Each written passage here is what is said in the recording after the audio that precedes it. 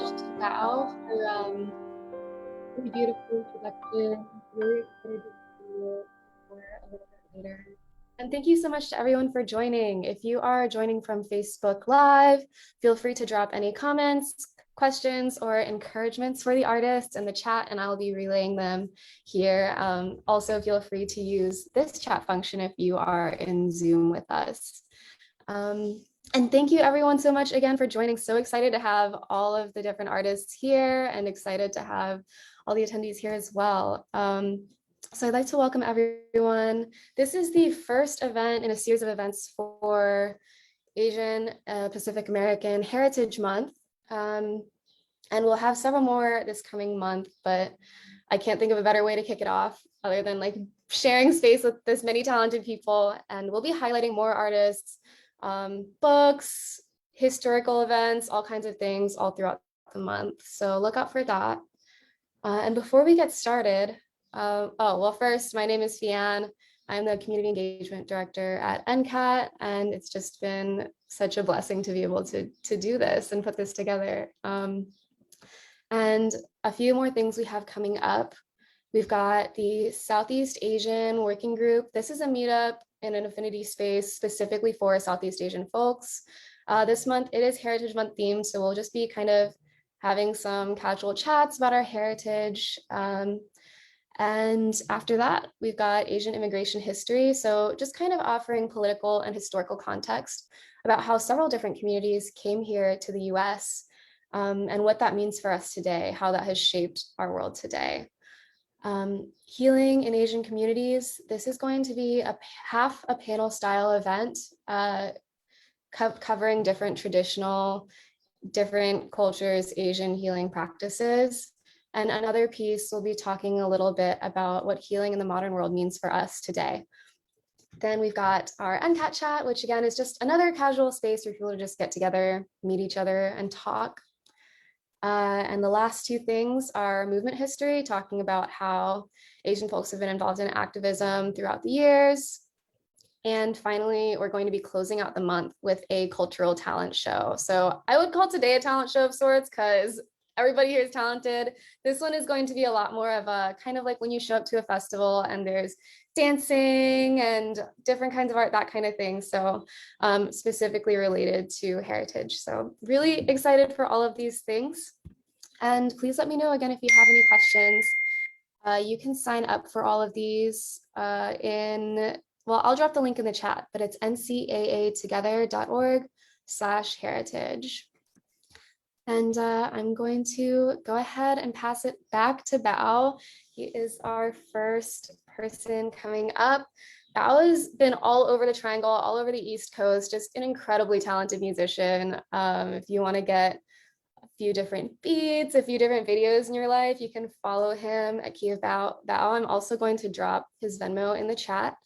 And yeah, I'll let you continue to introduce yourself, Bao.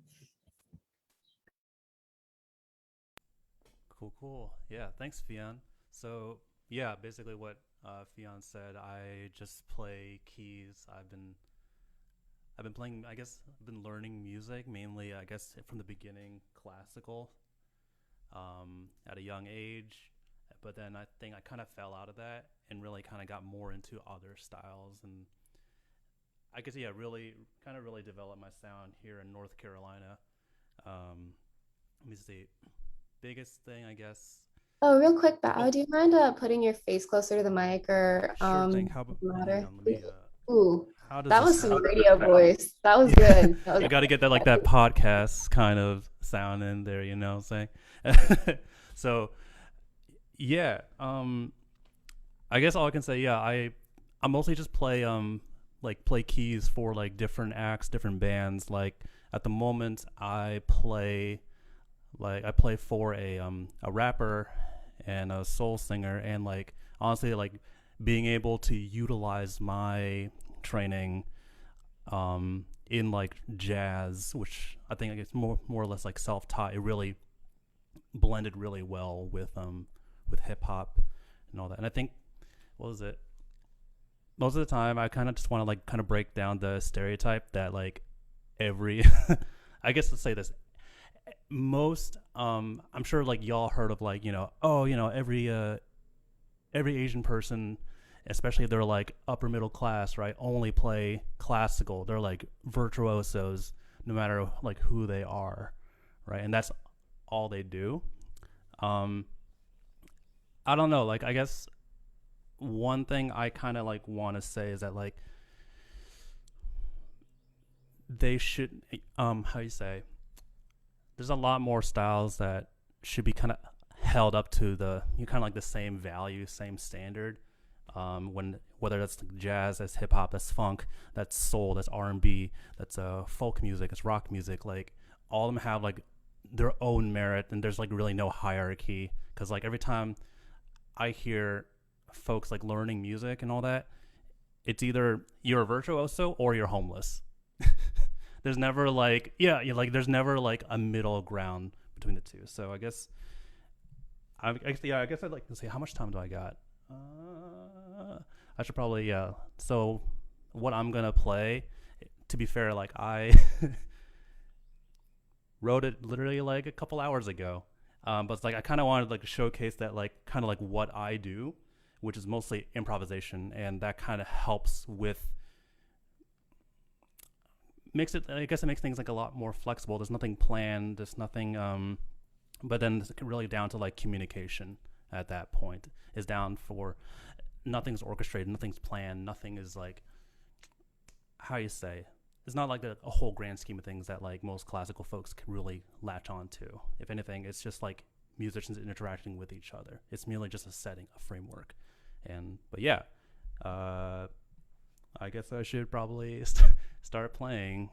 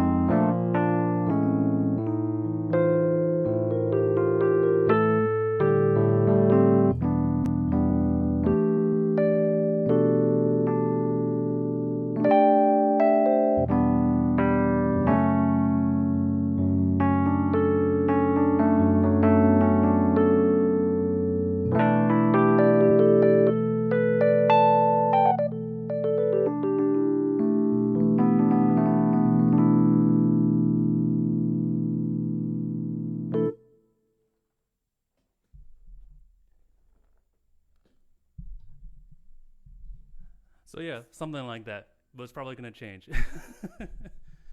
Thank you so much, Val. I can't believe you just did that like the other day. That's really incredible. Super smooth.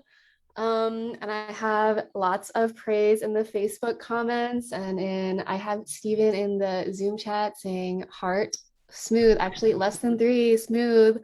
Um, yeah, one question I have, two questions actually. So first is just about your influences. Like who have you kind of looked up to? Like who has shaped kind of your style of playing besides you? I definitely wouldn't include myself in there, but I would say a lot of jazz folks. So honestly, it'd be like Herbie Hancock, Bill Evans, and then like today it would be Robert Glasper, who like merged hip hop, R&B, and jazz into like one thing, kind of just showing. I really like him a lot because he's trying to show that jazz doesn't have to be like this upscale traditional thing, but it's like it can be utilized in other styles. If anything, it's like saying hip hop should be part of the dialogue and all that. And so I don't know. I look up to him not only just because of his like virtuosity, but like because of what he wants to do with that style of music, saying that this should be included in the dialogue. This should be included in the conversation.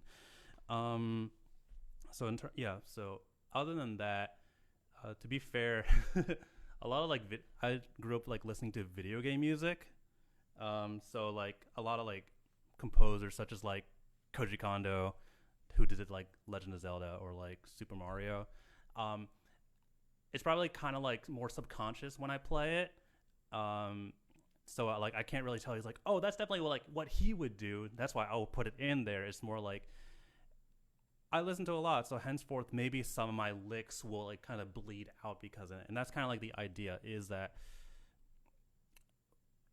a lot of people kind of treat like music as like a formula or like an equation or like oh I must calculate to make it the perfect piece when I kind of treat it more like a language where that like a language you don't learn by just reading the textbook you kind of learn. And if anything, you learn better if you're like actually immersed in the community or immersed in the, in wherever you are.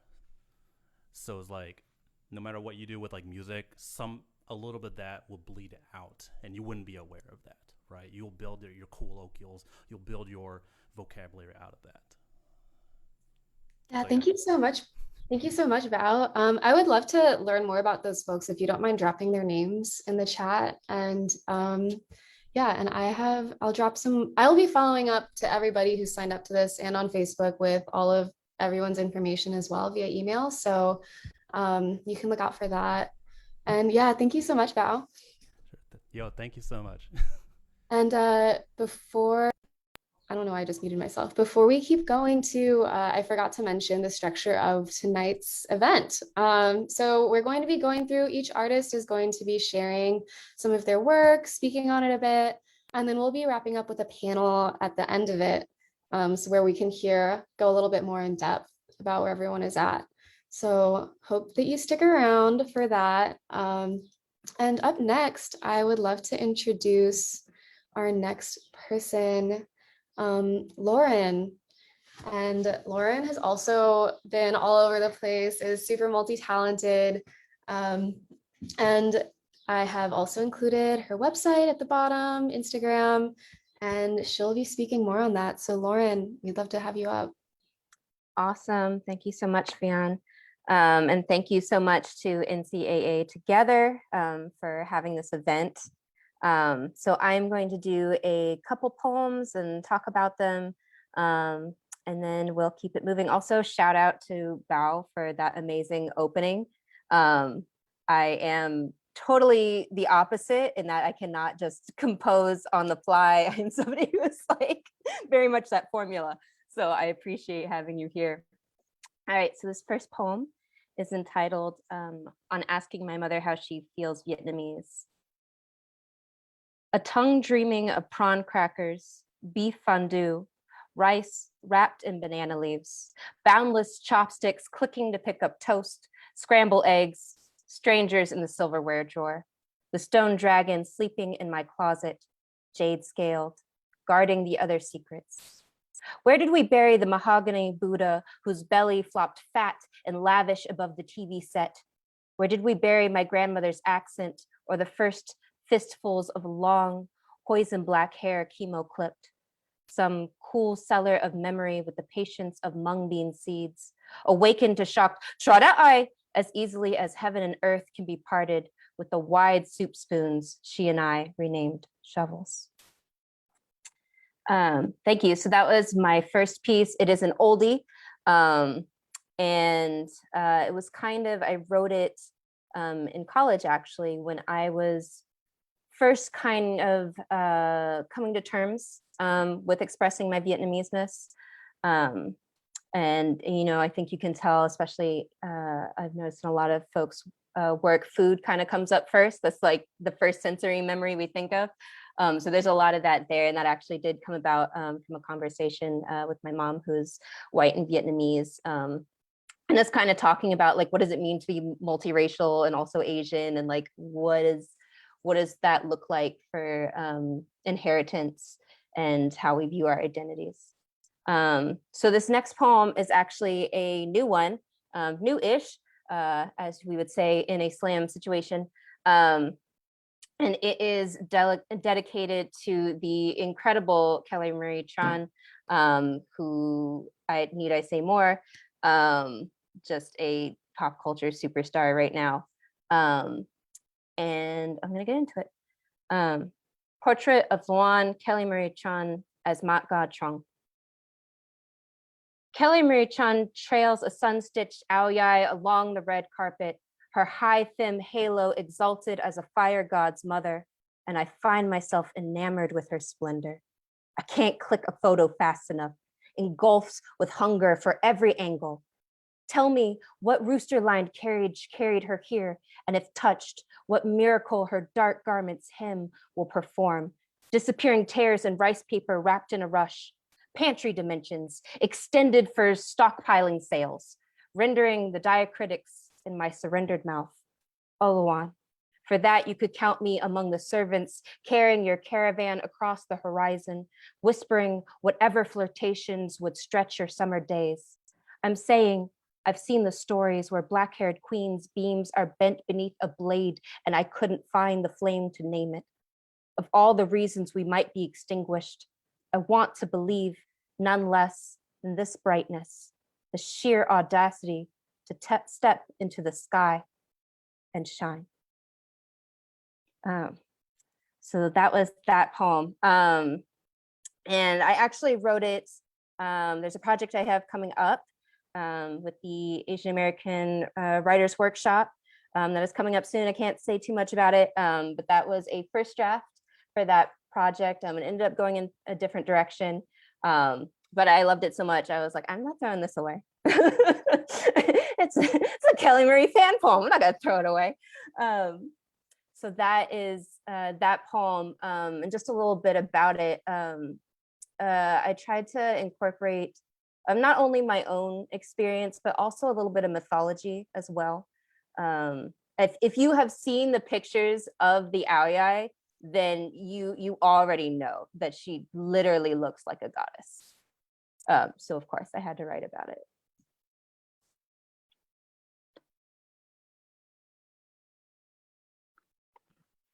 Thank you so much, Lauren. Those were really, really beautiful. And yeah, we've got lots of claps for you in the chat too. And also everyone feel free to drop any questions that you have in the chat.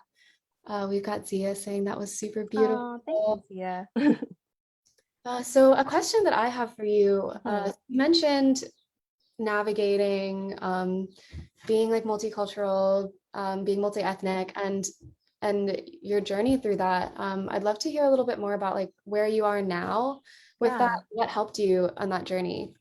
Yeah, I think, yeah, it certainly has been a journey.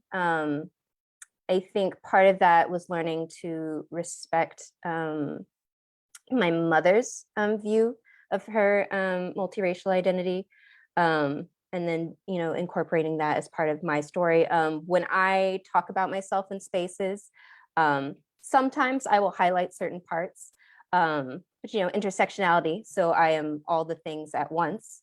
And it's interesting, often what people will either guess about me. And luckily we're at a point in time where like I've gotten less guessing games. Got a lot of that when I was younger. That was super fun to deal with.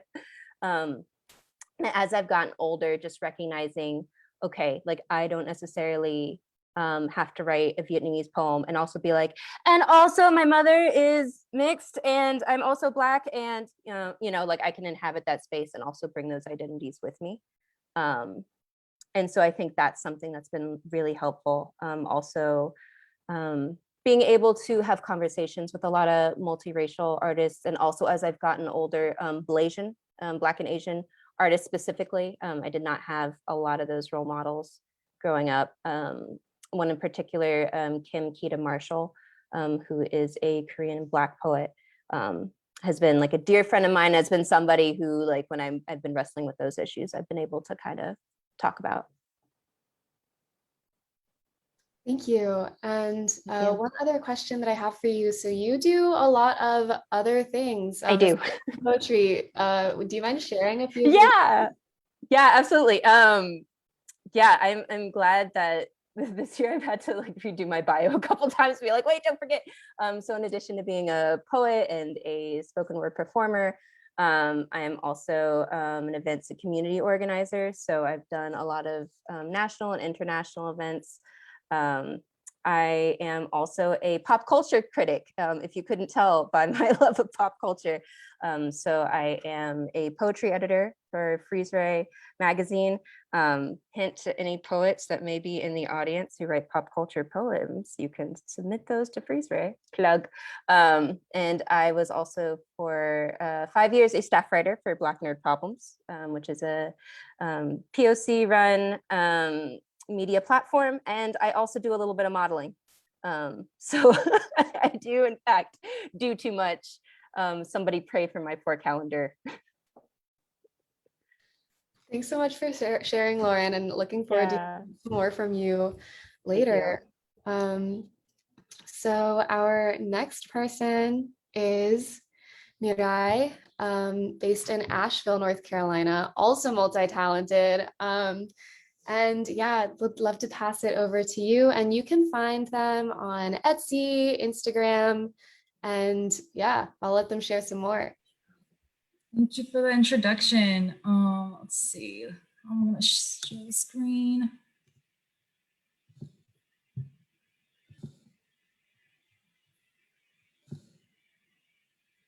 Okay, do y'all see this? We see that, but we don't see you. Did you turn off your camera? Oh yeah, just so that I can move it out of my way. Okay, cool. Okay, cool. Well, hello, my name is Mirai. My pronouns are they, them, and I am an artist that works with jewelry, tattoos, and I do visual art as well. I am currently based in Asheville, which is really nice, but I will be moving to Chapel Hill this fall because I'm attending UNC for studio art. So to start off, I wanted to show some different self-portraits that I've done in different periods of my life. Because for me, painting is basically my therapeutic tool to go through my emotions and my experiences. So usually my process for painting is, if they don't just like come to me, basically, I'll do like a tarot reading to dive like deeper into my subconscious and figure out, you know, things that I'm feeling. And then I'll pull imagery from that and try and put them through my pieces. Yeah, so my most recent self-portrait's the one in the middle. And this one was really important for me because I had just come out of this long period of my life where I was feeling really disempowered. So this piece was kind of something for me to like go back, return to myself and reclaim my power. So I created the sigil that you see in the background, and I made the sigil out of the phrase, I am power. So yeah, it was a very healing portrait to go through. This is my most recent painting that I did of the triple-faced goddess Hecate from Greek mythology. And I take a lot of inspiration from magic and myths and fantasy realms. Um, but yeah, I just want to show off an oil painting since this is something that I just started learning last year during the quarantine. These three paintings are part of a series that I'm working on surrounding grief, vengeance, and rebirth. So similar to the sigil painting that I did, these are all things that uh, I think represent that period of my life that I was going through. So I'm also a jewelry artist, and these are just some of the pieces that I've made that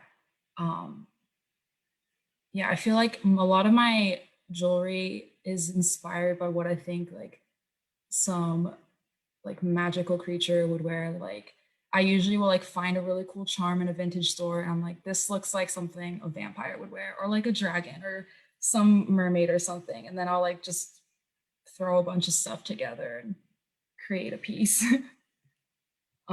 Yeah, and I've also worked with beads and stones a lot, but um, these are some more pieces that I've worked on.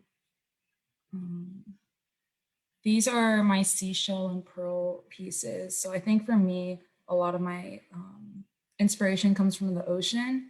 And I was born in Kobe, Japan. So that's kind of known for being the city of pearls. So I have a very strong love of pearls and the ocean. And I just want to make pieces that I feel like a mermaid or a sea dragon would wear. So even though I make a lot of necklaces, I also make earrings and like hair chains and like things like that. But to start off my jewelry journey, I made the pronoun earrings in the top middle section and the queers and fuck you earrings on the bottom right. And those ones were both made through like a laser cut service. And then everything else are more recent pieces. And then lastly, to wrap this up, I just wanted to show some photos of like my friends wearing my jewelry pieces. And yeah, I just really appreciate being part of this showcase, and I've loved all the presentations so far. So thank you.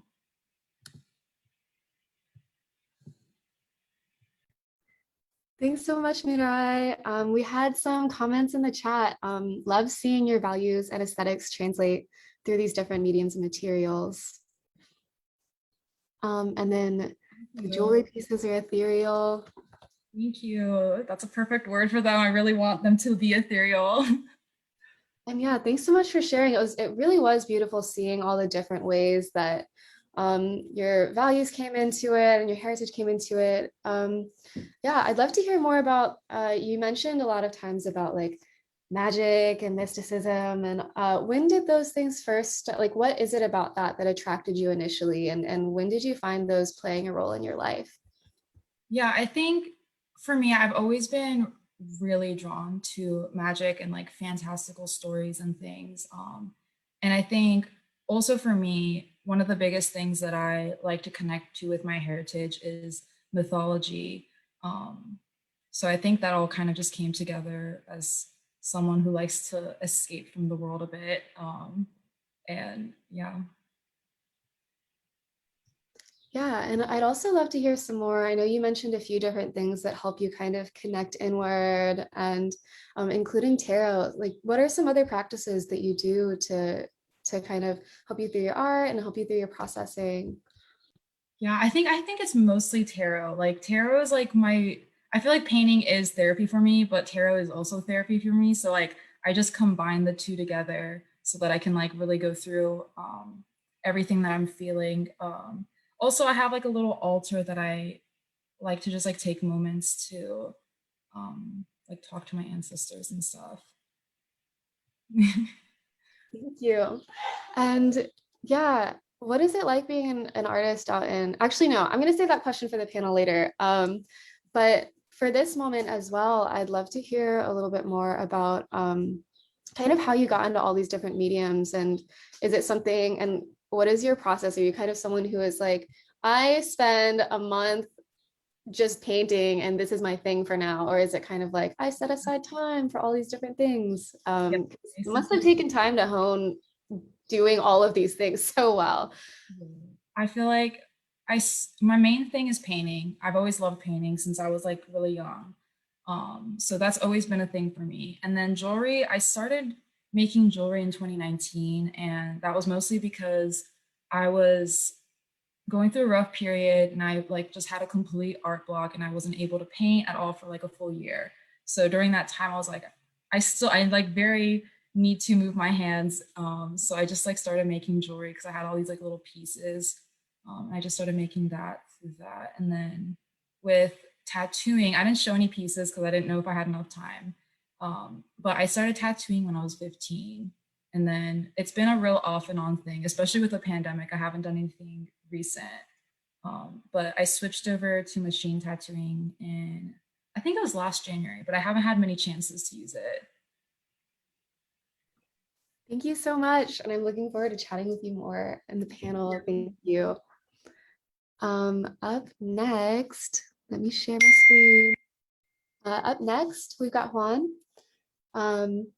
And Juan is also based here in NC and is currently studying at Clemson, getting their MFA.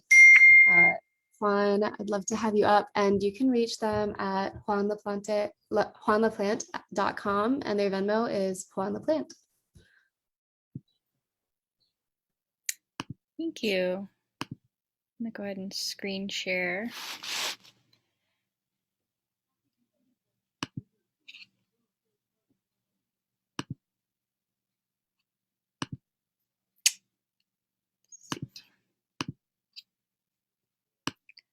Okay.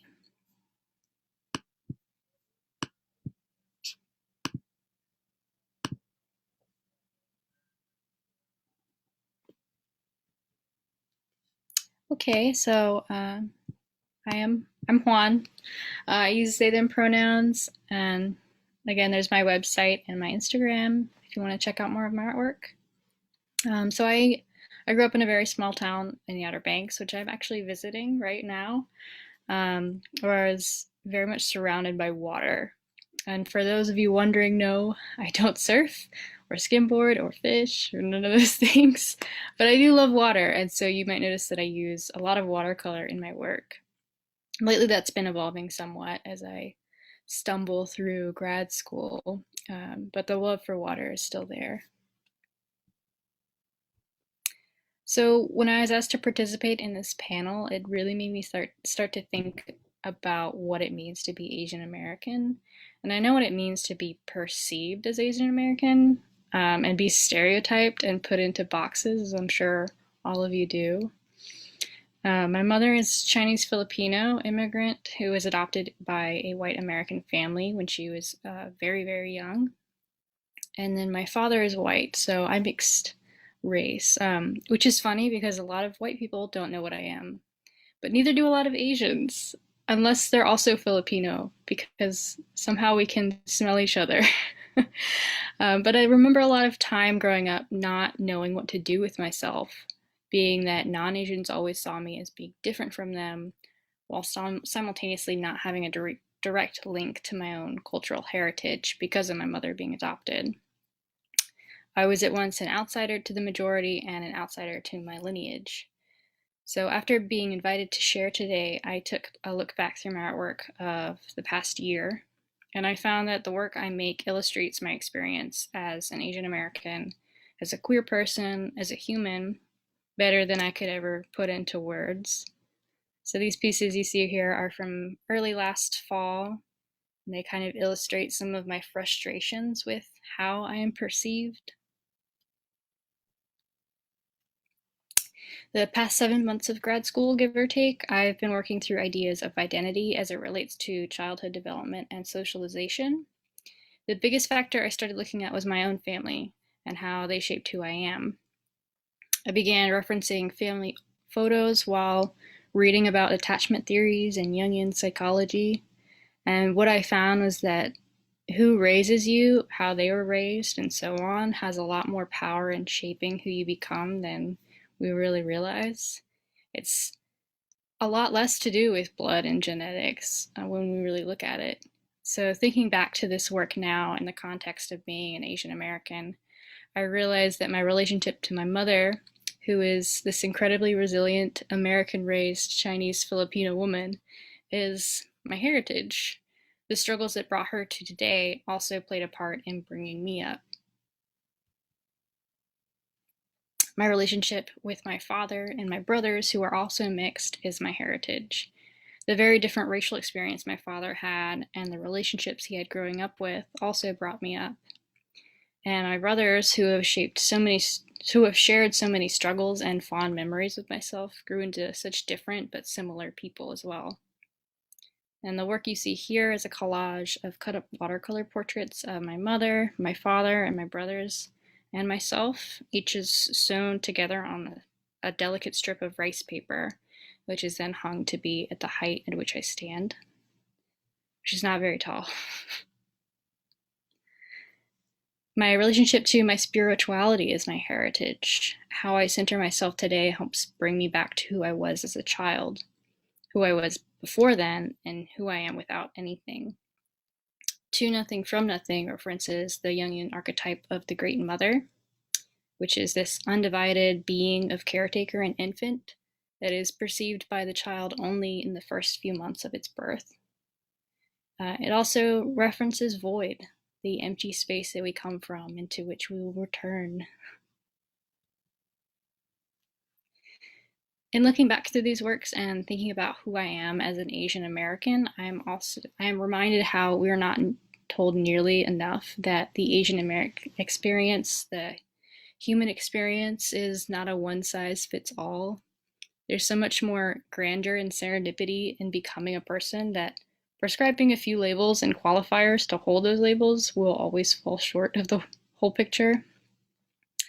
So these thoughts are what are informing my most recent graduate work, one of which you can see here, along with a walkthrough showing the embroidery that's on the backs, which connects these dot formations together. And I'm still figuring this out, but as my work has evolved, its ties to both Buddhism and being queer, and to my experience of living on the outskirts, is growing more evident to me. I'm asking myself, what makes up the self? Who makes up the self? What is left when that falls away? And where is the space in and around the self? Spoiler alert, there are not answers to these questions, but that's the beauty in being an artist. We get to reach for the intangible and try to express something that cannot actually be grasped in words. We can go beyond labels, beyond boundaries, continuously pursue understanding of who we are and the world around us, which I am very much grateful for. And I'm grateful to be me, whatever that may mean. So hopefully I haven't caused too many existential spirals, and if I did, please accept this picture of my cat in a wastebasket for compensation. Thank you. That was absolutely fair compensation for the existential spirals. Thank you. I'd love to read out some of the stuff we're seeing in the chat. These pieces are so beautiful and powerful. The brushstrokes are immaculate. The intergenerational struggle, and the string around the ankles says a lot. And finally, I love these intertwined Buddhist teachings. And finally, Zia accepts the cat as compensation, so you did good. Good. Yeah, so thank you for sharing that work. And again, if anyone has questions, please feel free to drop them in the chat. My first question for you is, you mentioned like being in school, and that final piece that you showed was something that you've been doing during that time. Has your experience creating preschool versus during school changed much at all? And what has it been like being like academically involved with art? Oh my God. When you go to grad school, I hear a lot of people saying like, oh, they'll try and beat the life out of you. And it's funny to actually get there and realize that it's not necessarily your teachers or the people around you that are doing that, but you end up doing it to yourself. But I think that's really valuable, to be able to be in that position and in a further academic position to keep exploring what it means to be making artwork um, as a student and then as someone who's working in the contemporary world. Um,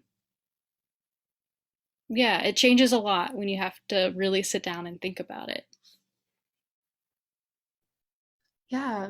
And another thing that you mentioned that I found really poignant and like relatable was the piece about the line between understanding the way that you feel about being perceived versus the way that you feel just being.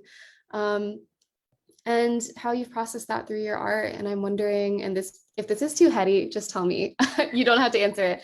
But as you've been doing your work and doing your art and using that to process, are there any like particular realizations or anything like that you've come to that it's like, okay, pre-art, I didn't feel this way. And now after processing through these, this is where I am now. Yeah, I mean, for me, my practice isn't just making art, it's also educating myself. So, reading up on like what is a person? what how did I get here? Is really enlightening to both like read through that and then analyze things through my own life. Probably the biggest thing that I've learned just in this past year of grad school is just how silly it is to try and define myself based on what other people are seeing, which is something that I did struggle with between undergrad and graduate school. I mean, before that too, but it's one of the biggest things that I've learned. Throwing mute button. Thank you so much for sharing. Oh, and we have one more question here in the Q&A box. Juan, how has your MFA program shifted your technique and your motivation and understanding of your art? Whew. These are all really good questions. Um, I guess it goes back to, like I said, just really sitting down and having to think about what it means to make art from my own position. What does it mean to be in the process of it too? Because just the process of making art is like probably more important than the end piece. The journey over the destination kind of thing. So I've been able to really slow down and think more. Hopefully that answers the question. Thank you so much. Yeah, that was really beautiful. And I will drop Juan's website in the chat as well. And up next, we've got Tigris. Tigris's Venmo, first of all, is at Felix Chang, Cash App, Felix Chang, and you can find them on Instagram as Year of the Tigris. And you might recognize Tigris's work from not only their drag, but also first of all, their graphic designer. They've also done work with Ship Show, which is a really incredible event, and Queer Wrath during this quarantine, which has brought such a light to so many people's lives while being inside. And I'll let them speak more on that themselves. Hi. Is the mic on? Yes, I can hear you. So my name is Tigris. I've been doing drag since like 2017. I've always kind of been like a visual artist, especially since like middle school and high school. Very much used to be like an art purist where I was like, oh, I have to be doing it in this one medium or else I'm not doing it the right way. But, after going through undergrad and learning more about like graphic design, it felt more like methodical and more like a job for me. So I needed like something that could allow me to express myself in a way that's only affirming to my own self and queer expression. And so like there was a lot of I had like exposure to drag, and that was always something I wanted to do, but it took a lot of guts to really like go from doing it in the bedroom to actually getting on stage and doing it. But yeah, once I started, I feel like it's been like a nonstop journey, and like I've kind of affirmed my own confidence outside of drag even more, and like realized my own gender expression. I'm non-binary, so it's kind of like it comes full circle in a way where you're doing it, but like informing yourself in a way.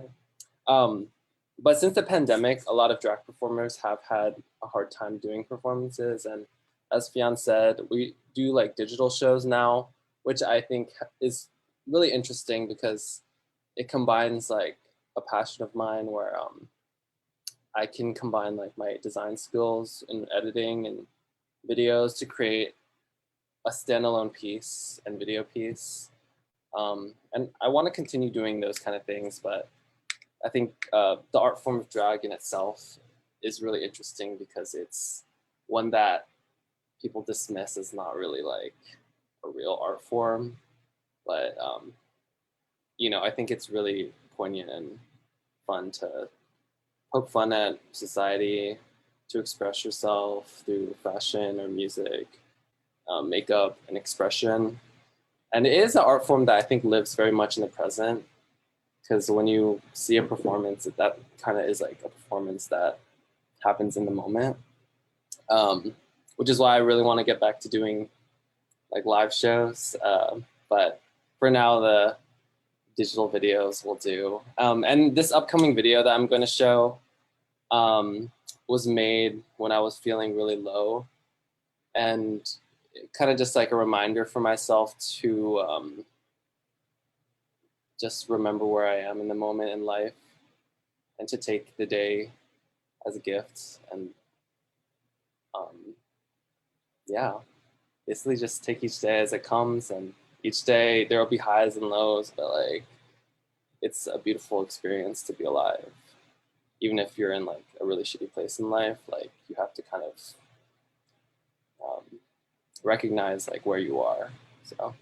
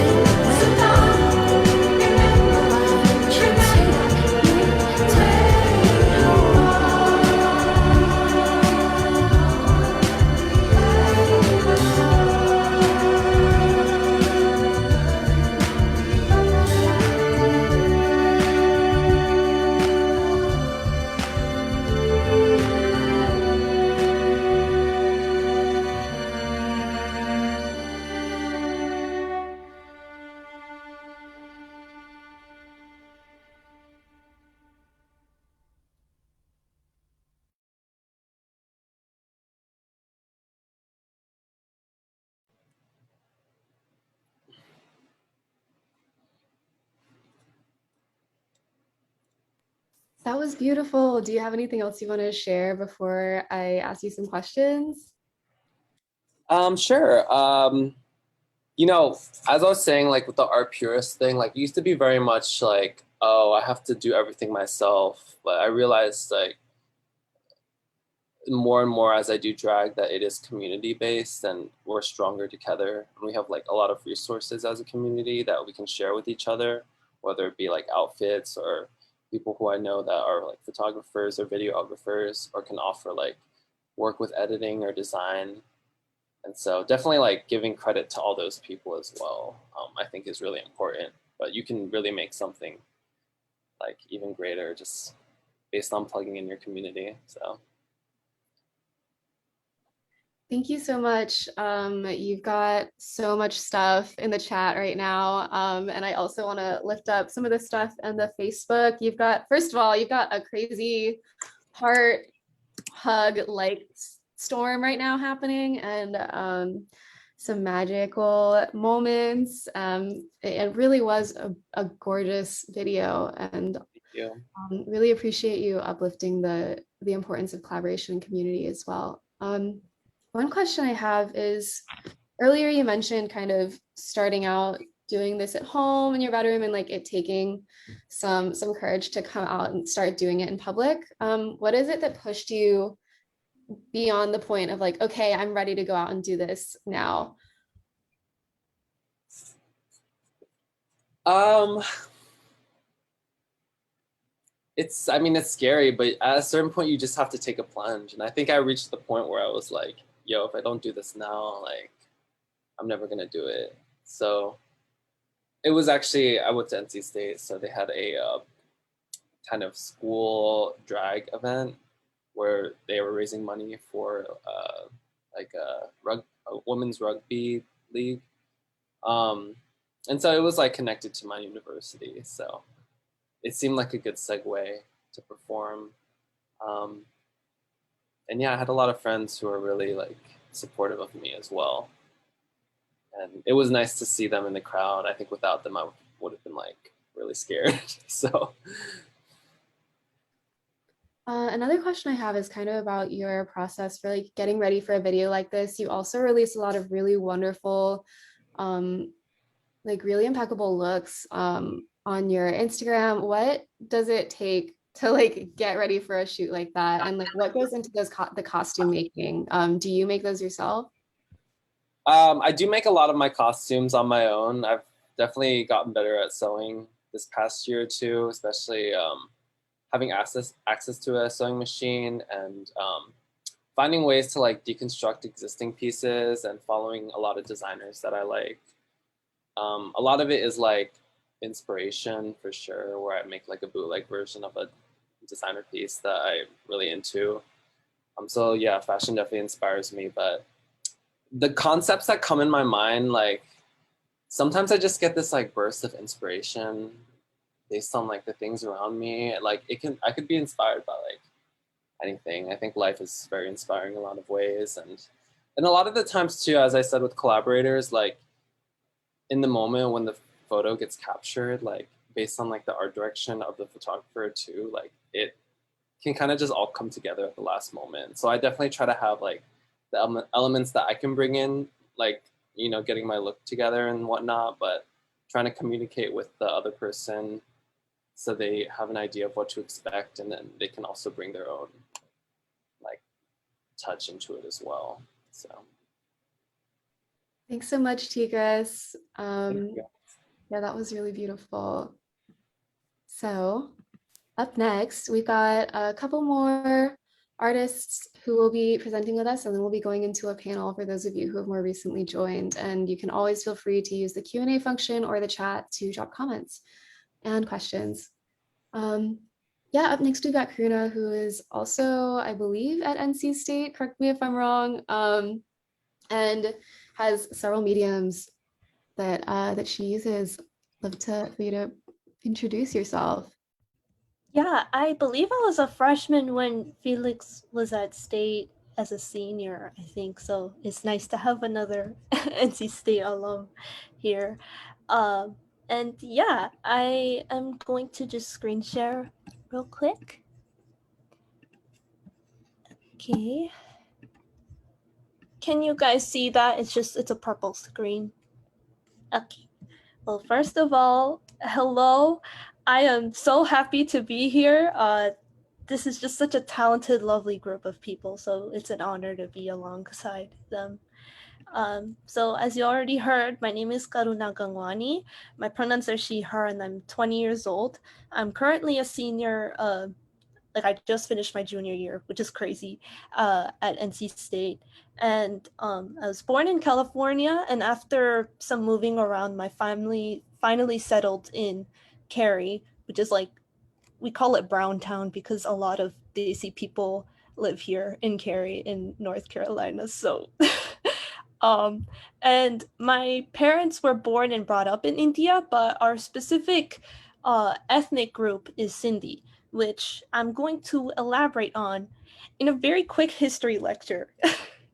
So it's 1935, and this is what India looks like. The reason why I picked 1935 is because that's the year my grandpa on my mom's side was born. And much of the South Asian subcontinent was taken over by the British Raj. And if we zoom in, here's the Sindh province.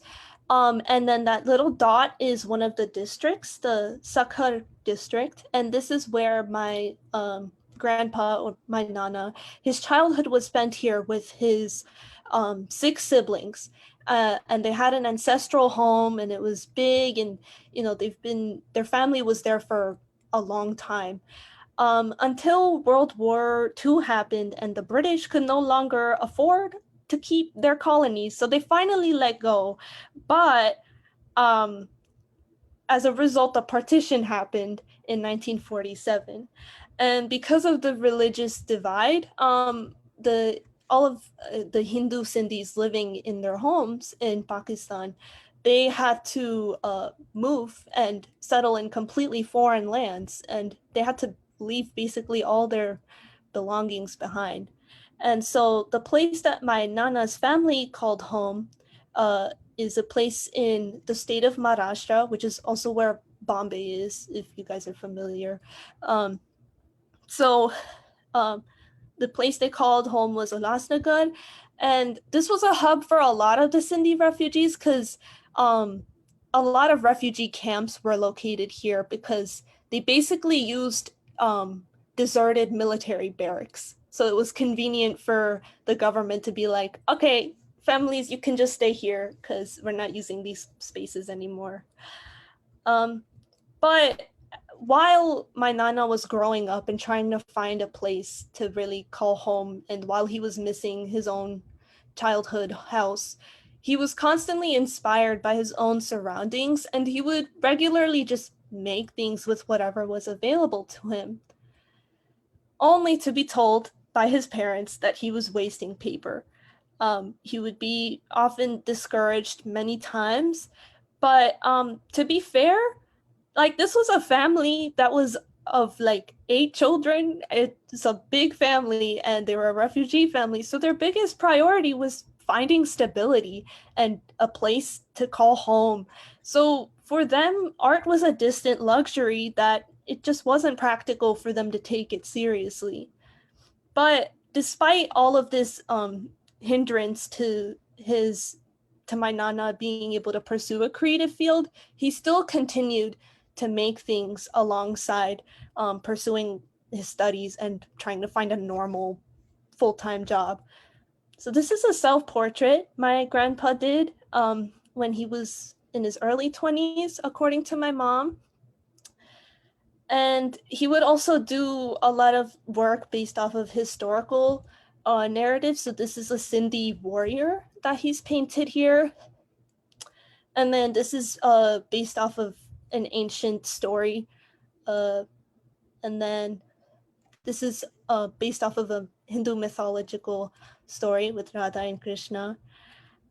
And he was also a big Bollywood film connoisseur, so he did fan art before everybody else did it. He did fan art of his favorite actors. So here's Raj Kapoor staring at his Filmfare Award, which is the equivalent of an Oscar. And then here's Dave Anand, which is another big actor. And this is another piece that's alluding to a classic piece of literature. And something that's really fun to see is how he used to sign his work in different scripts every time. It was interesting. He also would do editorial work for like publications and newspapers, and he'd get paid very nominal fees to do them because, again, the value for art was really low. But he was still so passionate, and he continued to freelance despite the sort of lack of reciprocation. And so this is like a book cover he did. Now, and this is another piece he did, and this is like a scan of a scan. So it's, again, it's just not, this is a sad documentation of it. But now, even after he got married and settled and had his own family, he made so much more work.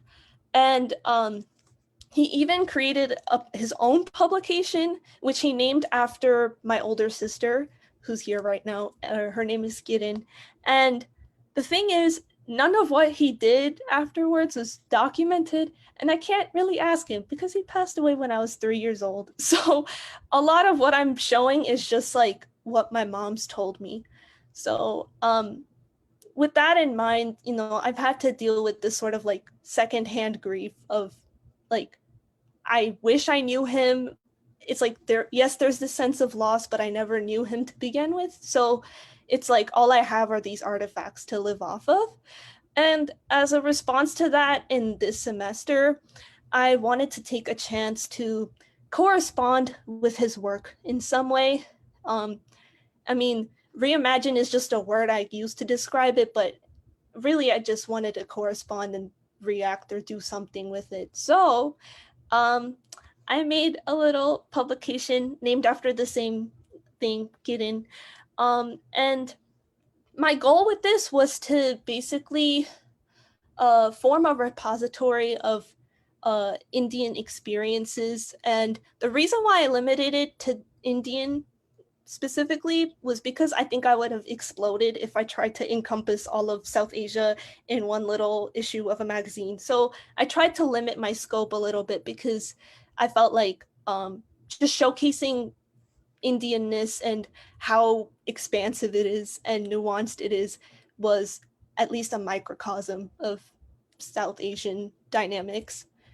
So you can see here's like a table of contents, and something that's like just a side note is that Girin means ray of light. So I wanted to implement sort of like sun motifs subtly here. I don't know if you can see my cursor, but yeah, you might notice like there's like a sun motif. So here's like, I just tried to compile articles online because I am not a writer. I'm not a very good writer, so I respect people like Lauren for writing so beautifully. And so I basically just tried to incorporate a variety of pieces. And here's one of that includes an illustration I made about widows and how, specifically Bengali widows, and how they shaped an entire cuisine. And again, here's like that sun motif being used as an image placeholder. And here's another one with another illustration I've made. And this is like following up on that illustration style and with some of that typography. And then of course I had to add an article about being Sindhi because I could not pass up on that opportunity. And, you know, I love the quote that this person had written is, being Sindhi's roots are about being rootless. It's a lot of what I feel. It's like just this, again, it's like the secondhand grief where it's like, I know I've lost something, but I don't know what it is I lost because I didn't experience it for myself. And then here's another spread. I'm probably over time right now. I'm so sorry. And yeah, this is like the last piece, and this particular publication issue. And so back to me and how, you know, being Sindhi Indian American kind of shapes how I view my design practice. And basically, a lot of it is just that, you know, I feel, you know, really overwhelmed sometimes because, you know, as I'm trying to get better technically speaking with my skills, as I'm trying to refine just my skills as an artist or designer, it's hard to balance that with also holding myself accountable and knowing what exactly I want to portray and relay out to the public as someone of a minority community. So, you know, there's like all of these things I have to balance with, but at the end of it all, I'm just thankful that I had this exposure because, you know, I'm thankful that my grandfather had a daughter who then had me, and my mother was, that's my mother right there, and then that's her carrying me. And I'm just thankful that she was there to share all of these things with me. And, you know, she's always just so passionate about what my father did. And it's because of her being exposed to her father that I was able to pursue something here and use my platform here just to be able to be on this panel and show my Nana's work. I'm not trying to cry. I'm not gonna cry. But basically it's just a big deal. And it's just not something that my Nana would have had access to. So yeah. So because of this, I feel like to get a full breadth of any community's experience, be it Asian American or any marginalized community's experience, it's easy to generalize, but you really have to listen to individual stories. And in the end, like as a graphic designer, I want to use art as a means to amplify stories in a genuine and authentic manner. So yeah, thank you so much. These are my links.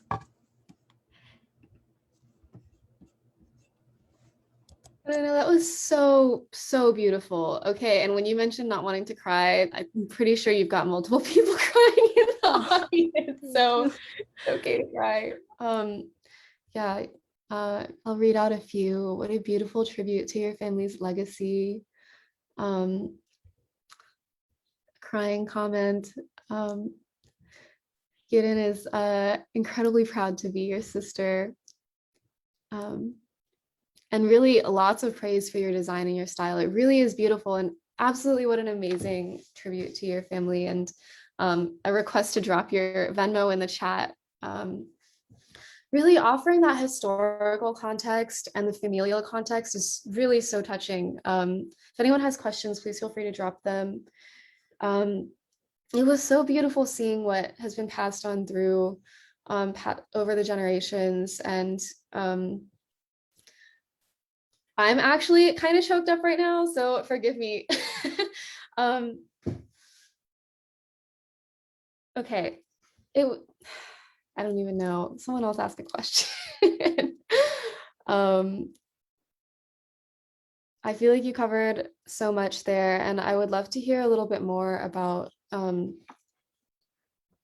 of what was it like kind of hearing those stories from your family passed on? Is this something that you were seeking out? Is this something that kind of you stumbled upon? And what was the process like as you were putting this together and kind of going through your family's work? So again, I want to attribute most of my credit to my mom because she always took the initiative to share her stories. I don't know, I'm speaking past tense. She still does. Like, she's always like more than happy to be like, here's what we did when I was a kid. And that's genuinely a privilege. I think that I have a parent who's so, like, she has such fond memories of her childhood that she was willing to share it. And so yeah, like as a kid, I don't think I ever went out of my way to ask. I think it was more like my mom saw me drawing and she was like, oh my god, you should do something creative. And so she like fully advocated for that after she noticed that I was passionate for it as well. So again, I really want to thank my mom for most of this. And even while I made this presentation, like I'm living with my parents right now, so even while I made it, I was like fact checking from her, and I got a lot of things wrong. Let me just say that. So like a lot of this had to be changed in the second round when my mom was like, he was not born there. And I was like, oh, sorry. So yeah. That's so beautiful. It's awesome that this became like really a family project, and I'm really excited to go and check out your zine as well. And can you remind everyone again where they can find that? Okay, so the thing is, it should be up on my website, but it is not because I have not had time to update my website yet. So it will be up if you follow my Instagram, then I will update when it's up on my website. My apologies. And I am dropping your Instagram in the chat so that folks can stay tuned. Thank you, Karuna. Thank you so much. This is lovely. Up next, we have, is that correct? Oh my gosh. Sorry, I didn't have that up. Up next, we have Hong An Jung, who is also a multi-talented artist and is based out of Durham. Hong An, we're ready for you. All right. Thank you so much, Fian, and this is so amazing. I've enjoyed so much hearing from everyone and learning about everyone's work. I feel like so much of what everyone's been talking about is like just this, you know, desire and this need to find a visual language or a sonic language for the ways in which colonialism and violence and imperialism has made a devastatingly irrevocable impact on all of our lives and our trajectories. And so it's super meaningful to think about, you know, all the different ways that you all are finding that language in the ways that you are. And I think part of what is so interesting is that so much of what we do is like we struggle because there's language that we inherit and then we have to kind of fight against it, you know, even just like the pop culture language or, you know, fine art language or, you know, kind of the even just like the visual literacy that we learn is something that is bound up with these violences. And this is really kind of the crux of how I became an artist many, many years ago. I'm like the elder.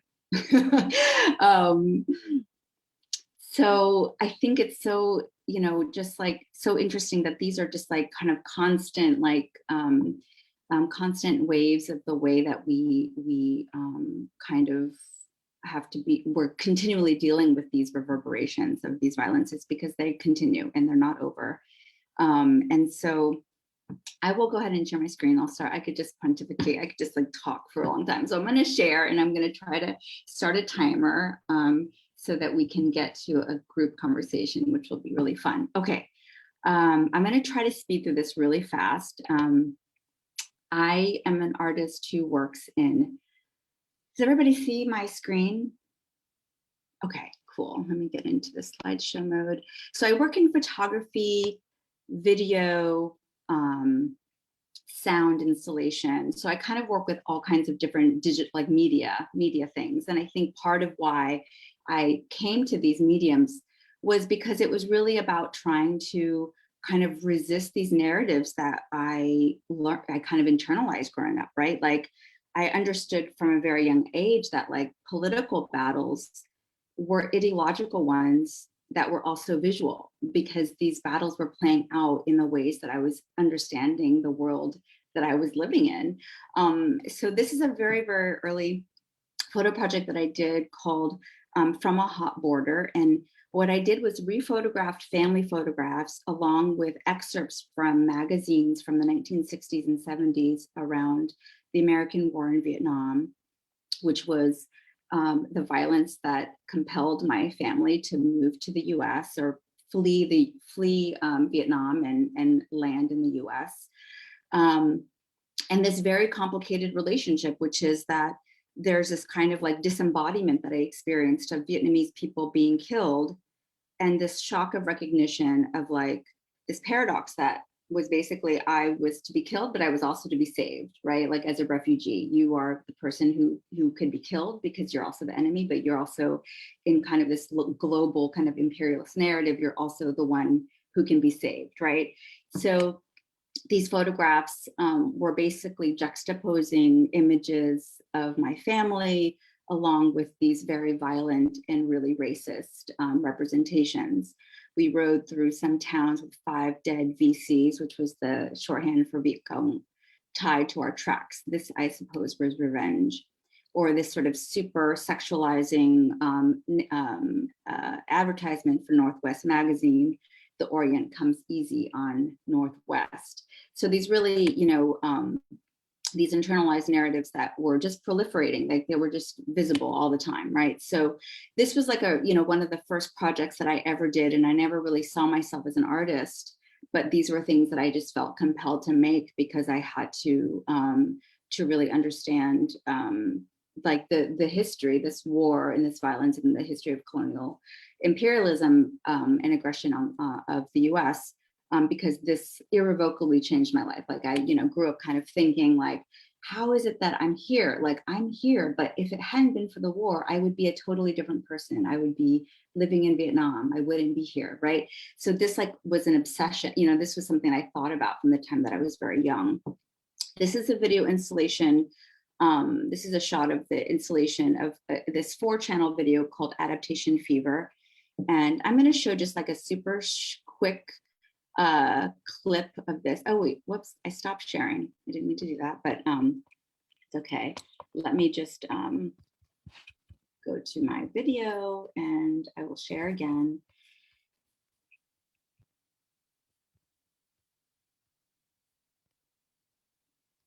Okay, so this is like 4 videos. I oftentimes work in like multi-channel video installation. So there's like multiple videos going on in the gallery at the same time. This is 4 channels.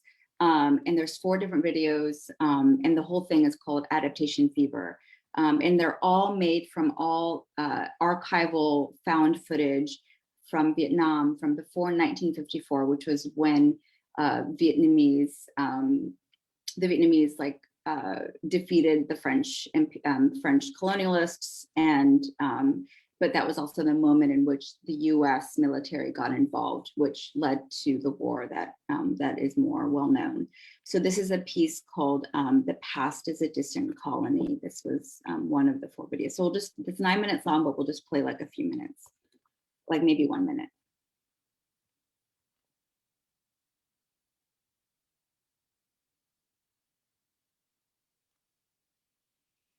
Sự đau khổ thật là to lớn. Sự đau khổ đang bảo tồn cuộc sống của tôi. Sự đau khổ làm anh nhạt thở và cái đó bóp nghẹt tôi. Je ne peux pas penser à mon enfance sans penser à l'eau. J'étais entourée d'eau. Mon petit village près de Saigon avait des milliers de lacs, d'étangs, de rivières. Pendant la saison des pluies, je marchais les pieds nus sous la pluie, longeant les bords de rivières dans la nuit. Tôi luôn biết kể từ khi tôi là một cô bé gái. Tôi không biết tại sao. Tôi biết là tôi luôn muốn giúp những người bị đau đớn, những người bị đau khổ. Các trẻ em cũng như người già, người bệnh. Chăm sóc cho họ, làm vơi đi những khổ cực của họ. So I'm going to turn it down and just keep talking. So as you notice, like it's in Vietnamese and English, and it's like very tersely subtitled. So a lot of my work also is sort of dealing with both this question of like legibility and illegibility, invisibility and invisibility, kind of pushing against like what the viewer knows and what they don't know, right? So getting them to be in this place of discomfort because of what they don't know, and through that, hopefully trying to think through like what does it mean to kind of like have a radical, a differently like kind of positioned, radical position for looking and listening, right? So we've been trained and kind of like acculturated and kind of indoctrinated to look at images in a certain way. So a lot of my work is kind of about trying to, really nurture ways of like kind of intersubjective looking at things that we typically think that we already know things about, right? So I do that through both sound and the image, and oftentimes like thinking about that translation. And again, part of it is about thinking about like the ways that, what's visible and what becomes invisible oftentimes is determinative of like what we deem a worthy life, like whose bodies, whose lives are deemed valuable, right? And kind of, thinking about the hypervisibility of some bodies and the invisibility of certain bodies, right? These are all produced by racial capitalism in order to uphold structures of white supremacy. So how do we produce images that can kind of push us out of that framework? How do we get out of that way of looking when this is what basically, kind of dictates the way that we engage with visual culture, right? There's an amazing feminist scholar named Mimi Nguyen who writes about this, and she talks about it as like a global category of care, like refugees. Again, it's what determines who can be saved and who can be killed, right? I'm going to look at the time, and okay, I'm going to stop this here, and I'm just going to move forward. Can everybody still see my screen of the slideshow? Okay, cool. All right, so I'm just going to push through some different kind of photo projects. This is kind of a recent one that I've been working on. These are all, this is a project called We Are Beside Ourselves, and it's basically sort of mining different archives of the 1960s and 70s and radical liberation movements, and it's kind of trying to trace the sort of political genealogy of Asian American power movement in relationship to the Black Power and Brown Power movements. So I'm printing using this like kind of old process called carbon transfer and printing them on mirrors, and then they get framed within a mirror so that they're kind of like reflected against each other. So I'm looking at these kind of moments that are really eclipsed or made invisible by popular history. So this is a not super well known, most people, probably everyone, I think everyone probably in this room might know this image, but this is actually Yuri Kochiyama, who was an amazing radical activist who was friends with Malcolm X, who actually held him as he lay dying, which is a history that's been eclipsed from most popular narratives. In movies, oftentimes Betty Shabazz, his wife, is the one who's holding him as he lay dying. And so different images that I'm trying to sort of like resuscitate from historical archives to like think about this sort of radical moment and think about what does it mean to not have these images more in our popular imagination. And then these sort of, these are lithographic prints that are all these 12-point platforms that were made by different radical groups. Iwar Kuen, which was a communist organization out of New York, the Young Lords, of course, which was mostly operating out of Chicago, and then also the White Panther Party, which was a white people's party in support of radical liberation that was out of Detroit. And then I'm going to end with this project called, I just forget the name of this project. It's called, what is it called? The opposite of looking is not invisibility. The opposite of yellow is not gold. And it's a series of photographs. And I work sometimes with a collaborator, and we paired photographs of our families. And we realized there were all these like parallel images in our own family archives. She's also Vietnamese, Hương Ngo. And we like kind of looked at our family archives and chose these images where basically like we had the same image, like my mom standing next to like a huge 70s car, her mom standing next to a huge 70s car. And then we photograph them. We photograph them on a piece of paper. And then they are juxtaposed with laser etched prints on paper of excerpts from congressional reports that were talking about the refugee, about the quote unquote refugee crisis from Vietnam in the 1970s. So it was kind of all about like the ways that the US government was kind of like basically kind of enumerating the problem really in like stark economic terms, right? One, it talked about like the ways that, oh, well, like are, you know, it would cost, like, so for example, it would cost a lot of money for Hugh to support them as they did the Cubans initially. So it's like kind of really reveals the way that like these economic imperatives and pitting different immigrant groups against each other really become the basis for immigration law, right? So here's another example. And then also this also in the project are kind of two like really massive, like 5 feet by 5 feet photographs of like our photo family albums from the 80s. And I'm gonna end there.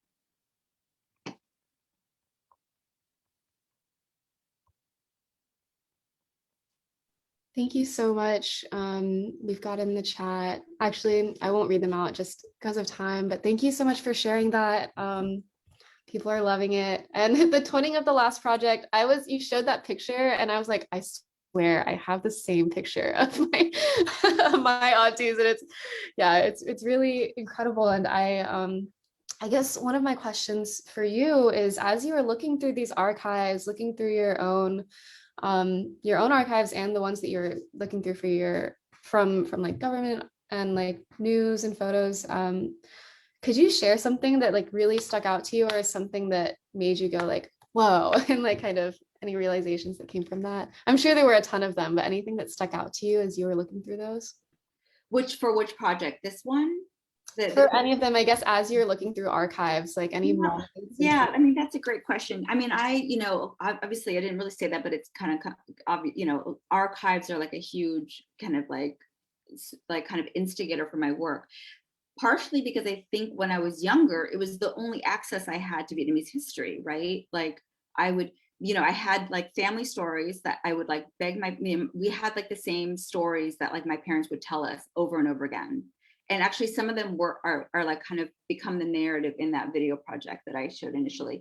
But oftentimes when I was going through archives at the beginning of like when I first started making work, it was kind of like looking for my family, like, is my family here? Like these massive, you know, these photographs of just like this crowd of refugees. And it's like, my family was one of these people. They could ostensibly be in there. So part of it wasn't like about like, you know, I mean, there's always the shock of learning new things, but that was kind of the impetus, was kind of looking for my family through these archives, right? Where an archive doesn't exist for many of us whose lives have been disrupted by violence, right, and imperialism. This is what we have to do. Like we're kind of piecing together these stories that can't be told, right? But I'm trying to think. I mean, learning, you know, reading the congressional reports. There's another project that I did that is also with my collaborator called and Stammering an Interview. And we researched all of the different citizenship tests from the US from the time of Chinese exclusion up till now.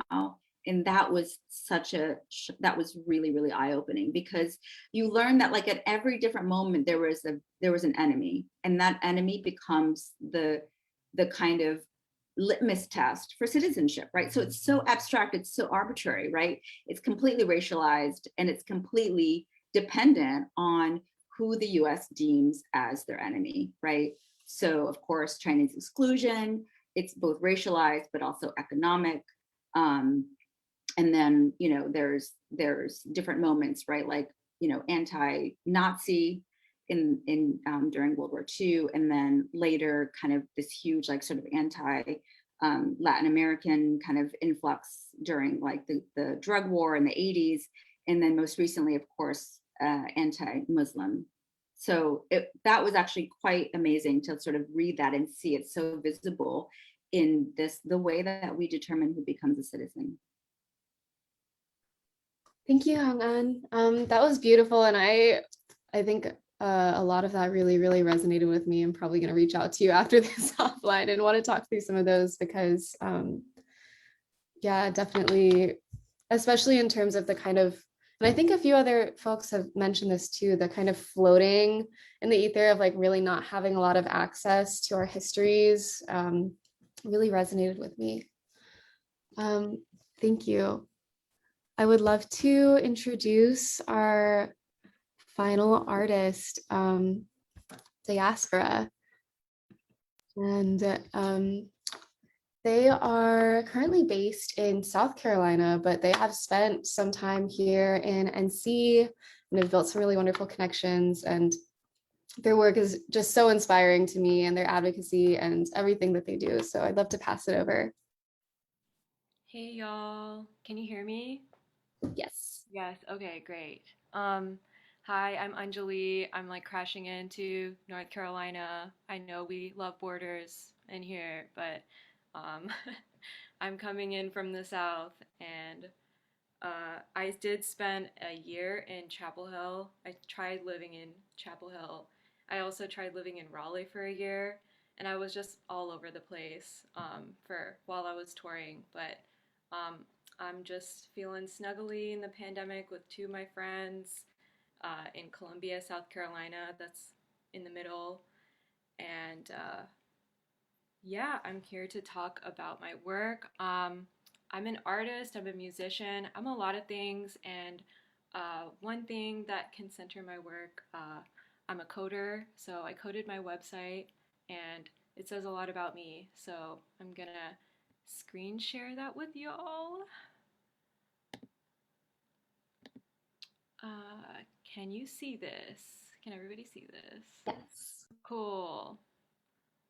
I feel like this looks like a slightly older edition, but nah, it's all good. We're updated. So yeah, this is my website. I grew up 2 hours north of here in the Cherokee region originally, now just upstate. But I grew up with my family working and living out of a motel. Um, I'm a part of a diaspora of people who from South Asia came to the United States and started running gas stations and motels. There seem to be a lot of us around here, but for me, I was me and my brother and one other person who had a family running a motel were the only people that we knew existing as South Asian people. And so I had a really bare minimum understanding of what it was to be South Asian, what it was to be Asian, what it was to be American. And unfortunately, me and my parents didn't really have the space or resources to talk about that. And so one way I was able to finagle an identity was collaging in my room, learning how to use the computer, and communicating with people as much as I could. So I owe a lot of my identity to straight up just like the internet, like finding people on the internet, learning through Tumblr, like connecting through social media, and having to like scrape up some kind of community. So diaspora was my way of being like, hey, I'm a part of this thing going on. Like, this is me. Here's my music. Um, so, yeah, here's my music. You can find it on Spotify, Apple Music, wherever. Bandcamp is where you can purchase it. My last EP is called Trauma Porn. I have been a touring artist for a little while. I started as a community organizer, and I am a abolitionist thinker, and I like to think about how artists position themselves as a way to forward capitalism or build community in other ways. And I think that the ways that I have felt exploited for my identity and made to feel like I'm just like this unique figure, and I am commodifiable, has made me angry over time. So this was a project that really came out of anger, and like I didn't want to commodify a lot of my experiences to package and sell, but that I did want to express myself and organize with people. So yeah, this was the result. I made it on nylon somehow. Um, that was pretty cool. I organized this video with a cast of women and gender nonconforming people of color that are my friends and artists that I connected with through the internet or like through community organizing in South Carolina. So I'm just gonna play a minute of that and then y'all can check out the rest of the video if you love it, which I don't blame you. And yeah.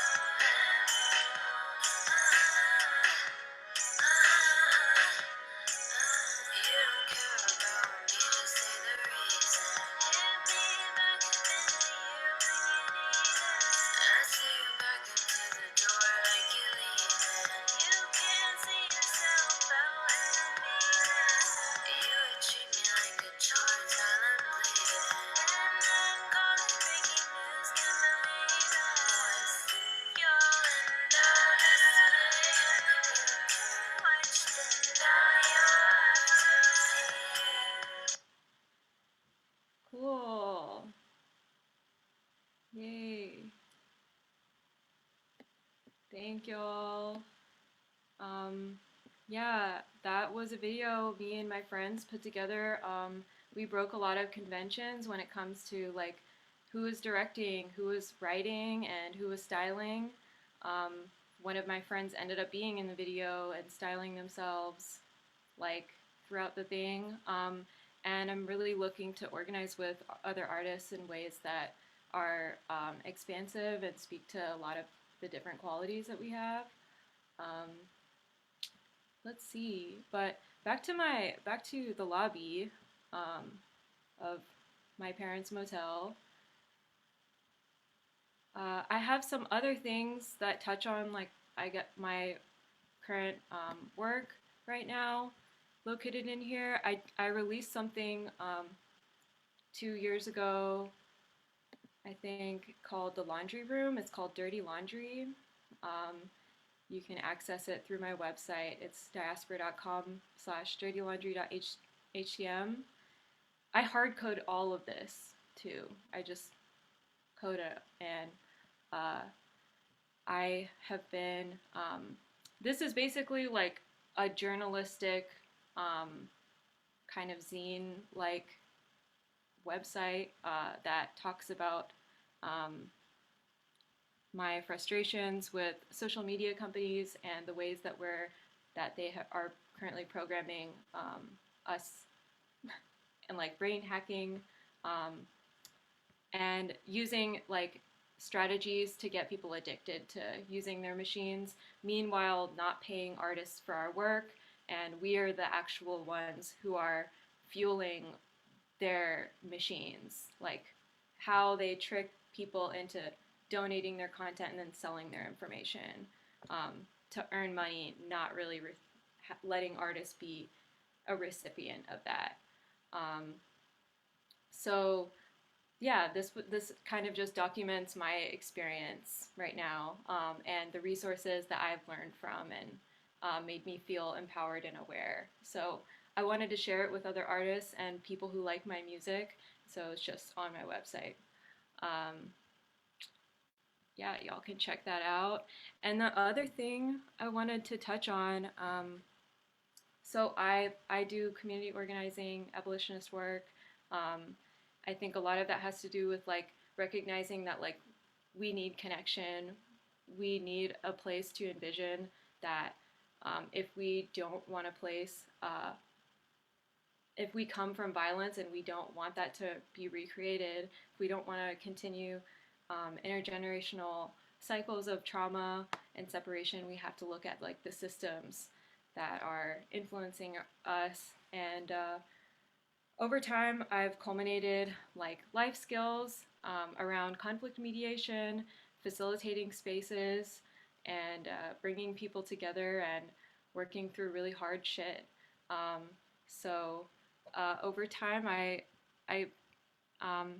with the Patreon community that I love and really cherish as my chosen family, I was able to organize this series with them and record their answers and like a talking circle dynamic. And we made this zine. I designed this zine, and it's out now on my website. This is my most recent work. I'm really proud of it. And yeah, I have 4, basically it's called The Studies on Love, the zine. And it covers, here, I'll just read the little blurb because I spent more time thinking about that. Studies on Love is a vision of care, desire, healing, and pleasure for every relationship. It includes 40 pages of guides, tools, and methods on the practices of facilitation, conflict mediation, abolition, polyamory, and digital self-care. Written and designed by me, the zine is based on years of experience in community organizing, anti-capitalist art making, and establishing a chosen family. Yeah, and I have it right here. It's a print version, and then there's also a digital version. And this is like a publication of my life experience. And yeah, that's about it. I hope that y'all will continue to look into my work, and maybe you can ask me a question. Thank you. Thank you so much, Anjali. Do you mind clicking on a couple of the pictures of the pages? Yeah, thank you. So this is the inside. I wrote an essay on relating abolition and polyamory, relating what those concepts are to me.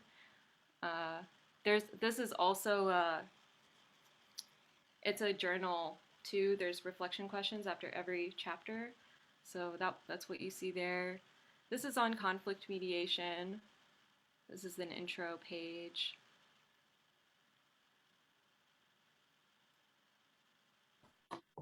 Awesome. This is a page from my abolition talking circle where different people's answers were recorded to these questions that I posed to the group. And this is one on polyamory. Polyamory has to do with dating. I'm not sure how many folks are familiar. And computer lovemaking. That this is a practice that I coined, came up with, and it's just been my self-care method. So I've taught that in workshops before, and I published the information here. Thanks so much, Anjali. This was really beautiful.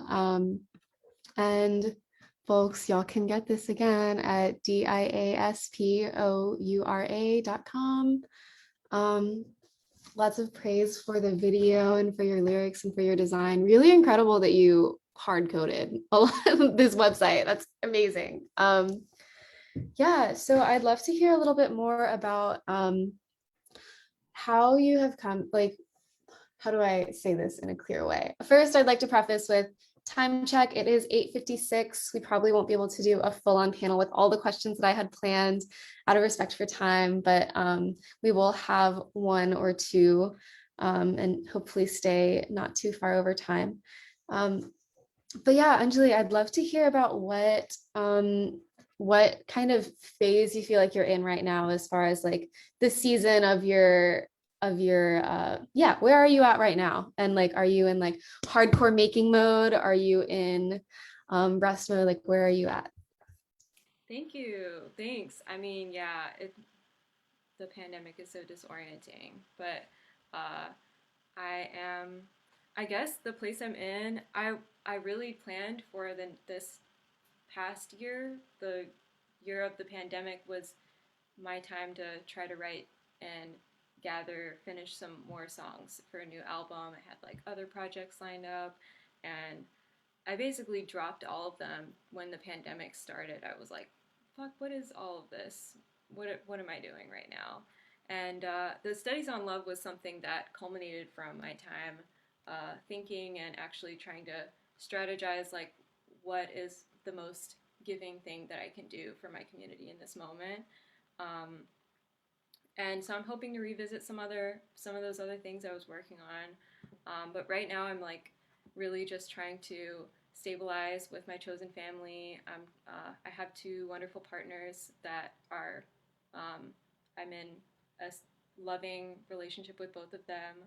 I'm really fond of the life that I'm cultivating with my friends and community members right now, and I'm hoping to just like sit in that and let myself feel joy, feel safety, and um, I'm hoping that beautiful things will manifest from focusing on that.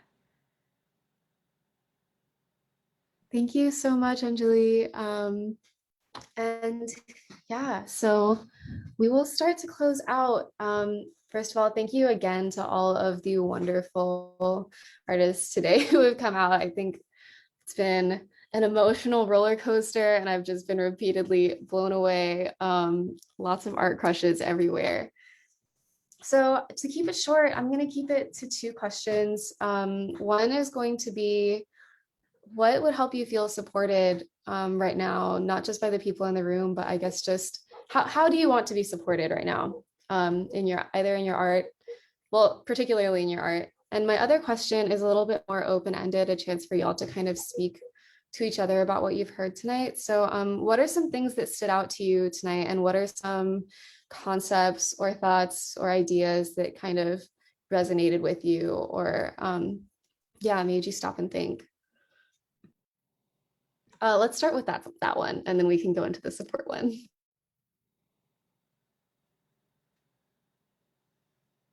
And we can, I'm just gonna let people unmute when they have something to say, and you don't have to feel obligated to if you're not feeling up to it.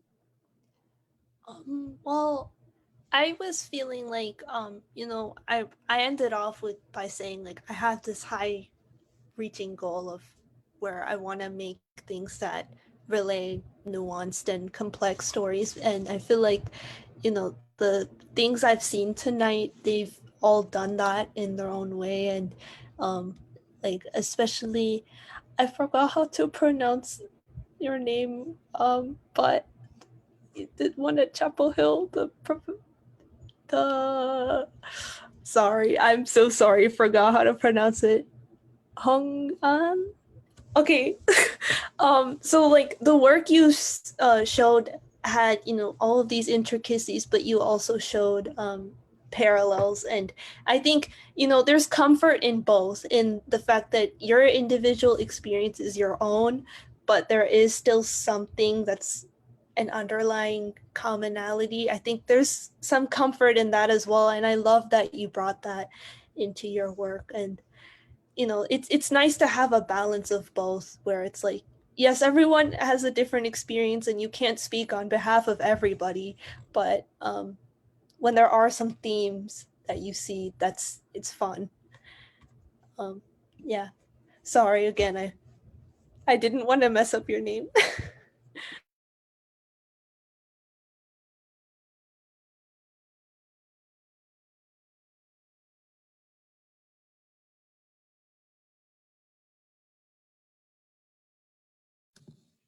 Okay, I think I'm going to say something.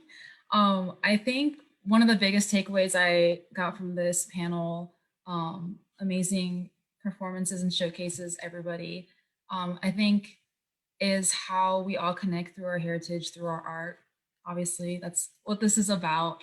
Um, but I feel like a lot of us have really, what's the word? Like the kind of disembodied connections or disconnected, or I feel like some of our connections to our heritage and the knowledge that we have of our ancestors and our families have been so what's the word, like shattered basically, I think.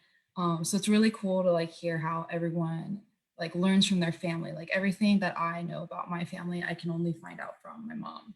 She's my only source of knowledge for all of the lineage that I have. So it's like a really complicated relationship to have. And then um, yeah, I think we're all kind of inspired by that in a way.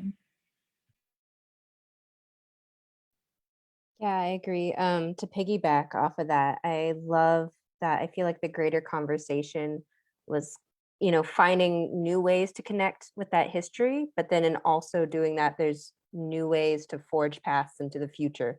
Like lots of amazing creative work happening. To jump off that too, like there is that idea of heritage and like the intergenerational struggle, which I think is apparent in a lot of our work, but also the idea of chosen family and, you know, us being present in this moment and creating something for ourselves as well and cultivating those communities.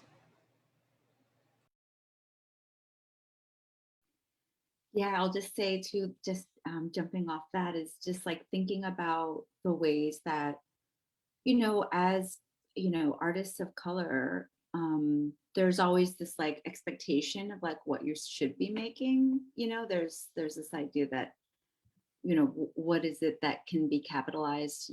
That's what racial capitalism does, is they want to extract the labor and the value of your body. And that's what happens as artists of color once you enter into like the sphere of kind of consumption.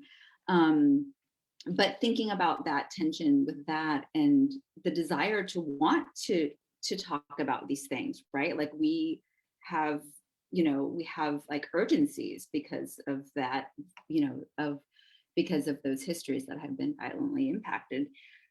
But at the same time, like where is the kind of liberation to like make whatever the hell you want to make, and really, kind of both like get into the specifics of what you want to make, of what we each want to make, and sort of understanding that those possibilities are always there, right? Like that, I think just that really strong desire to like connect, but then also push against those forces, I think feel really present in all of the things that everyone talked about today. So I really think that's like a pretty powerful thread for many artists, artists of color, more generally speaking, but for this group. So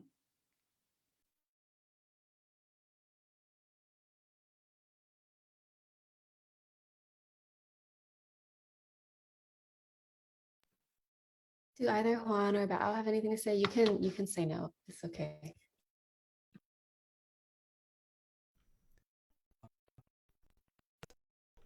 There we go. Sorry. Well, I guess I realized like yeah, it was really cool. Kind of picking back from everybody to hear how they, um, like where would they would find their their ancestry or like any information on that. It's like it's super scarce. And the only way you can really reach that is through other folks who have a similar story or from your family. And I realized like I didn't really talk about that. But I guess for me it's like more because I didn't think about that, especially when surrounded by non-Asian folks. So, to where it's like, okay, I'll have to put that aside, for the time being. And like, if anything, I recently learned more about the music of Vietnam, and like kind of learning how different, or like no matter where I come from, is going to be coming from a Western ear. I'm going to expect certain Western expectation regardless. So I think, but I think it's kind of good to understand that, like, it's really cool to see everybody, kind of go on this like very active search, this active effort to connect, with our own heritage or our own lineage, but also kind of pave a new way for it. You know what I'm saying? So, yeah, that's what I got.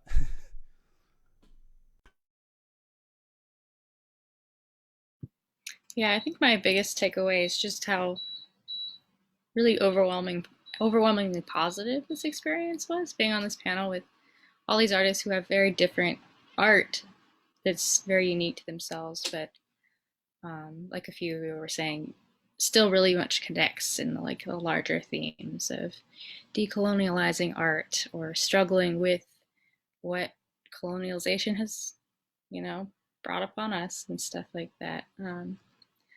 So yeah, it's just been a really positive experience, especially with kind of a lot of the things that we deal with that can be not so positive. Thank you all. Again, I'll be sharing out everyone's information in an email to everyone who signed up. The last thing I want to ask is, I guess, kind of a blended question is, in what ways would you like folks to support you? And also, what would you like to see more of being an artist here in NC? I think those can be kind of somewhat related. I'll throw that out there, and that'll be our last question. And this time we can popcorn it.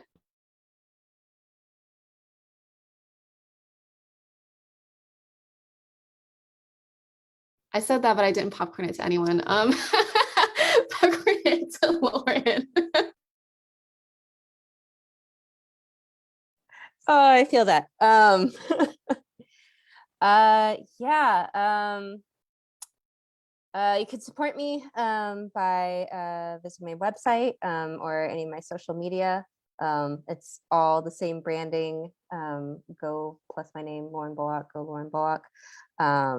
I have a few more readings coming up, but also if you're local in the area and you are looking for a teaching artist, I forgot to list this. So one of the things I do, if you're like, man, she was awesome, please let me have more of that. How can you teach me how to do that? You can. Yeah, popcorn it to Tigris. Well, you can support me personally. Obviously, follow me on Instagram, Year of the Tigris. Also, follow our NC Mutual Aid kind of drag collective. We raise money for people who really need it in the community at Queer Wrath. And yeah, also support if you know other local performers as well. We're all kind of struggling because we don't have many places to perform anymore and have to do digital shows. So yeah, if you see people that I know, definitely follow them and support them. What was the second part? That was pretty much it. Was how, in what ways would you like to be supported, and like what would you like to see more of in terms of like supporting the arts in NC? Well, just stay connected, Like we have to be there for each other. So message each other, I guess. Oh yeah, popcorn to diaspora. Thank you. Y'all can support me. I have been functioning through Patreon. That's been my most sustainable income for the past 2 years, and it really helped me survive through the pandemic. Just a couple of $100 at least to figure out my next steps and how my work is going to come out. It's been really impactful for me. And yeah, I also am not tied to my family right now. And so this network has been really emotionally supportive for me. And knowing all of y'all just existing is extremely supportive for me. So y'all just continuing to put out work is inevitably going to impact me. So yeah, you can check out my Patreon, listen to my music, and just keep vibing with each other and my work. Yep, I'm going to ping pong this to Karuna. Oh, thank you so much. I think, excuse me, I I feel like just having platforms like this is already a form of support, and as mentioned before, just being able to meet other people of the same sort of demographic it's just so refreshing, and it felt really good for my heart. You know, I was very overwhelmed by just how much I was like in love with everybody's stuff, and um I yeah, I feel like a way to support me is just to follow me on my Instagram. And I work as a design associate for the South Asian Creative Collective. It's called Third Eye Collective. I'll put that in the chat once I'm done. And I guess a way to support me is also to support them, because there's so many lovely, talented South Asian artists out there, and it's just good to have that community there too. So yeah, I'll link to them as well. Oh yeah, okay. I will popcorn it to Mirai. Okay. You can support me on my Etsy. It's etsy.com/shop/Tiger Potion Art. And my Instagram is also Tiger Potion Art. And yeah, I'm really excited about this. This is a really cool panel and showcase. As sad as I am to be leaving Asheville, I'm also excited to like move closer to where there's like more Asians, and Asheville's not, there are really no, there's like 3 Asians here. We had like a vigil, and it was literally 3 organizers who were Asian, including me. And I was like, so I'm excited to move somewhere where there's gonna be community. And I will popcorn it to Juan. You can support me by following me on Instagram. I have my summer commissions open on a sliding scale to kind of speak to whatever your economic status is. And yeah, just interact with me on Instagram too. I love when people share different artists that make them think of me, that they just want to share with someone. I love seeing new art and what people are making. And then I guess I'll popcorn to Ben.